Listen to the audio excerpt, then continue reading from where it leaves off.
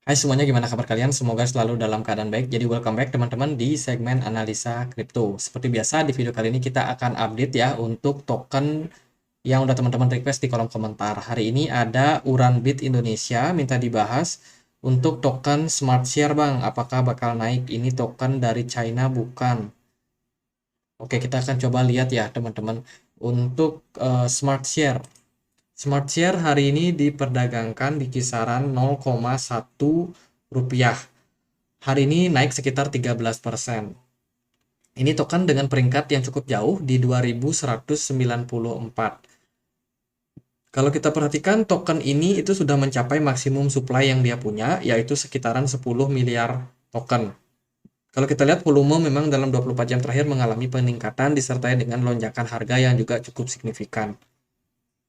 Kalau kita lihat dari penjelasannya, ini adalah sebuah cryptocurrency yang dioperasikan di platform Ethereum. Untuk tujuannya kita mungkin harus cek dia di white papernya. Jadi ada beberapa misi yang mereka punya, yaitu membangun blockchain yang punya value untuk berbagi, teman-teman. Kemudian juga untuk meningkatkan yang namanya sharing uh, buat ekonomi.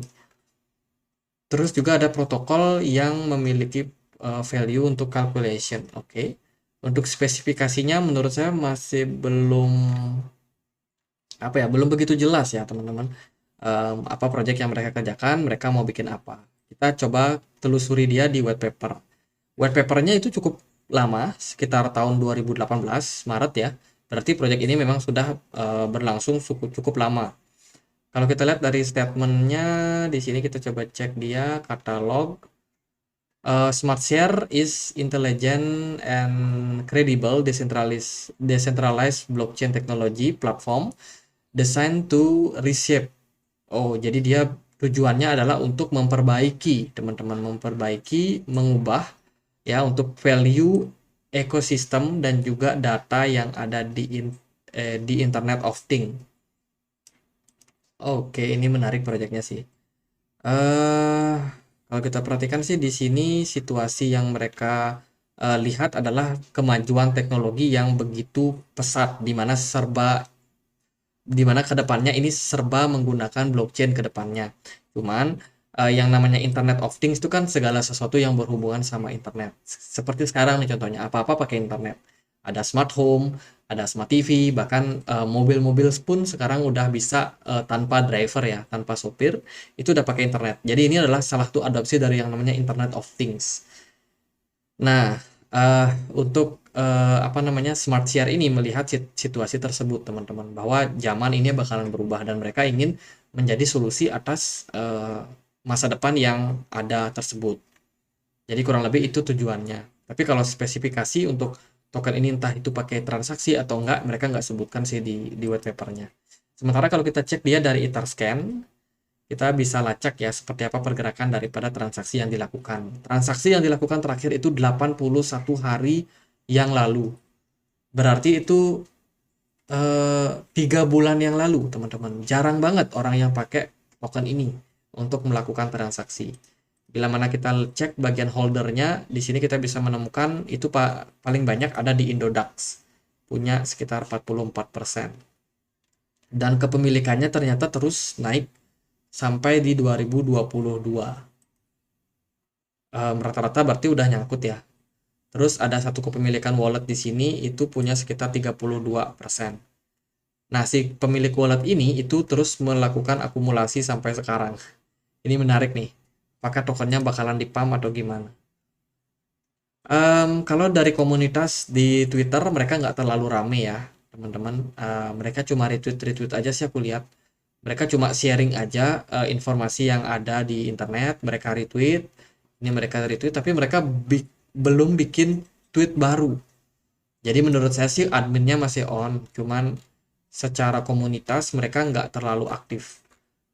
Jadi kurang lebih seperti itu. Lalu gimana untuk pergerakan harganya? Kalau aku perhatikan teman-teman token ini itu sedikit sekali informasi ya. Bahkan untuk exchange yang bisa memperdagangkan pun hanya di Indodax. Jadi kalau teman-teman tanya ini token dari Cina bukan. Saya sendiri nggak tahu ini dari mana. Mungkin dari Indonesia ya. Kenapa? Karena ya cuma Indodax yang memperdagangkan gitu loh. Dari exchange lain dia nggak listing, di DEX dia nggak listing, di Uniswap kayak, di PancakeSwap kayak, nggak ada teman-teman. Jadi baru di Indodax doang nih. Jadi di sini saya berspekulasi ya. Ini bukan bukan kebenaran absolut, tapi mungkin opini ya teman-teman. Menurut saya ini proyek dari Indonesia sih. Lalu gimana untuk pergerakan harganya? Nah, sekarang kita akan coba lihat dia di Indodax langsung. Dari segi price action, mungkin kita cek dia di time frame daily aja kali ya. Dari time frame daily, harga token ini udah nyungsep cukup parah. Sebelumnya pernah diperdagangkan di kisaran harga 0,072 dolar, tapi sekarang harganya udah jauh sekali turun teman-teman. Hanya di 0,000008 dolar. Jadi untuk pergerakan harga menurut saya nggak terlalu oke. Bahkan semakin lama harga tokennya semakin lama semakin turun. Tentunya ini bukan tanda yang cukup positif. Tapi ekspektasi saya sih ke depan dia bisa ngepam kayak yang kemarin ya. Mungkin bisa kayak gini teman-teman. Waktu harganya turun, drop, drop, drop. Semua orang nyangka harganya bakalan terus drop. Ternyata ada yang ngepam. Kalau saya sih lihat ini berpeluang terjadi. Kenapa demikian? Karena whales-whalesnya ini masih pada pegang barang. Oh, ini ada wallet hobi yang punya. Kemungkinan sih mereka udah pernah listing di exchange lain ya. Mungkin dia dulu sudah pernah ada di hobi global tapi akhirnya di delisting juga. Karena di sini ada wallet hobi, hobi dan sisanya masih banyak. Oh, seperti itu riwayatnya teman-teman. Jadi itu buat pergerakan harga kalau menurut saya sih nggak bagus buat teman-teman yang invest. Ya, kenapa demikian? Karena pergerakan harganya pertama terus merosot dan kita juga nggak tahu pasti kapan harganya bakalan dipam balik.